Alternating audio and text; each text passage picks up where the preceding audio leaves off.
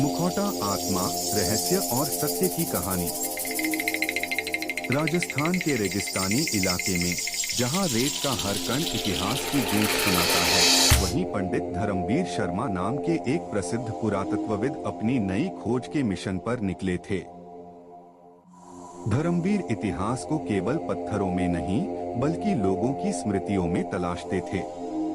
वे मानते थे कि हर अवशेष एक आत्मा की आवाज है, जो सुने जाने की प्रतीक्षा कर रही है। एक दिन धर्मपुर गांव के पास एक प्राचीन ध्वस्त मंदिर की खुदाई करते हुए उन्हें एक अजीब सा मुखौटा मिला। तांबे का मिश्रण था, पर उस पर अंकित आकृतियां किसी ज्ञात लिपि से मेल नहीं खाती थीं। मुखौटे की आंखें खोखली थीं, पर ऐसा लगता था मानो कोई भीतर से झांक रहा हो।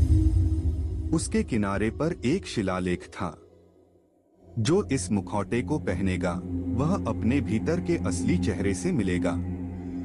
धर्मवीर ने इसे अपने संग्रहालय में प्रदर्शित करने का निर्णय लिया। यह उनकी सबसे बड़ी खोज थी। मीडिया, छात्र और पर्यटक सब उस रहस्यमयी मुखौटे को देखने आने लगे। परंतु तभी अजीब घटनाएं होने लगी। पहले तो संग्रहालय के कर्मचारियों ने शिकायत की कि रात में गलियारों से फुसफुसाहट सुनाई देती है। कुछ लोगों ने कहा उन्होंने देखा कि मुखौटे की आंखें रात में चमकती हैं।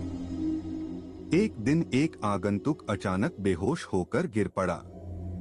उसने होश में आने के बाद कहा, मुखौटे ने मुझसे बात की थी। उसने कहा कि मैं झूठा हूं। धर्मवीर इन बातों पर मुस्कुरा दिए। यह सिर्फ अंधविश्वास है, उन्होंने कहा। परंतु मन के भीतर कहीं न कहीं एक बेचैनी ने जगह बना ली थी। एक रात जब हवाएं तेज चल रही थीं और बिजली चमक रही थी, धर्मवीर अकेले संग्रहालय पहुंचे। उन्होंने सोचा, मैं एक वैज्ञानिक हूं। अगर मुखौटे में कोई रहस्य है तो उसे समझना मेरा कर्तव्य है।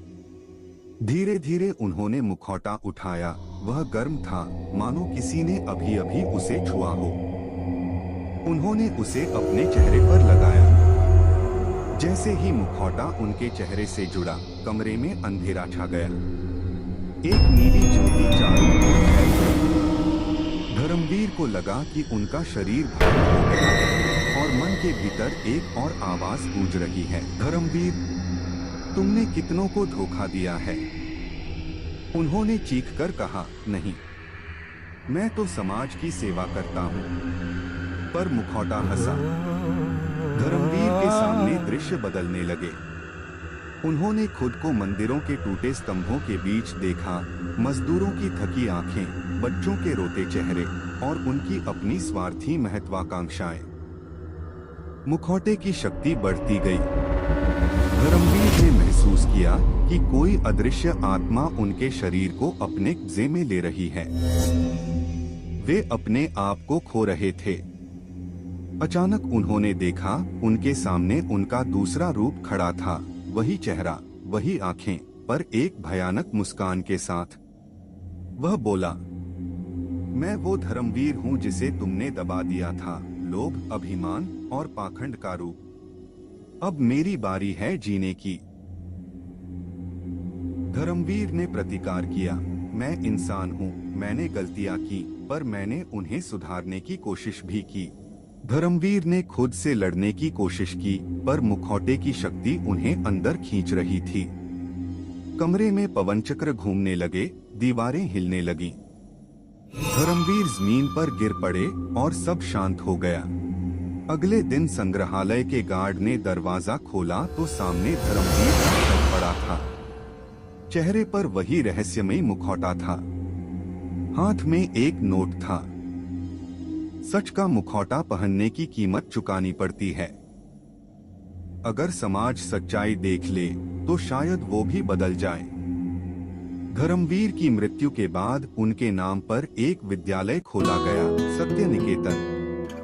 वहां गरीब और अनाथ बच्चों को मुफ्त शिक्षा दी जाने लगी।